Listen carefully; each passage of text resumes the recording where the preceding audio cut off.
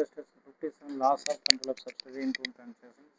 M&T was holding 80% stake in UV Limited. Now M&T has disposed of entire stake in UV Limited in 2 different transactions. First transaction is 25%, second transaction 55 transactions. First transaction 2,50,000, second transaction 5,50,000 cash transactions. அப்போ 80% stack UV லிமிட்டில் இருக்குது. M&T வந்து dispose பண்ணிச்சு தன்னுடைய entire ஸ்டாக்கையும். அப்போ entire stock பண்ணதுனால என்ன ஆச்சுன்னா both transaction happen the same period of movement. So அந்த சிங்கிள் டிரான்சாக்ஷனை கன்சிடர் பண்ண தப்பு இல்லை. Both transaction happen the single transactions. The net assets of UV Limited and the non-controlling interest of the date of the transaction was 9 lakh and 1 lakh respectively. Assume there were no earnings between the period two transactions. Commission should happen the transactions. எப்படி accounts பண்ணுவாங்கன்னு கேட்குறாங்க.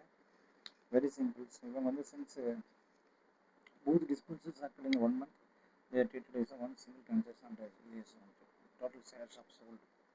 நம்ம ரெண்டுத்தையும் சேர்த்து 80% டோட்டலாக விற்றுறாங்க அவங்க.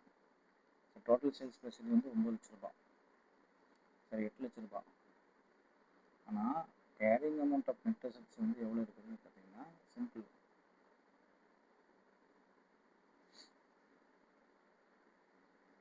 எவ்வளோன்னு பார்த்தீங்கன்னா 9 லட்ச ரூபா.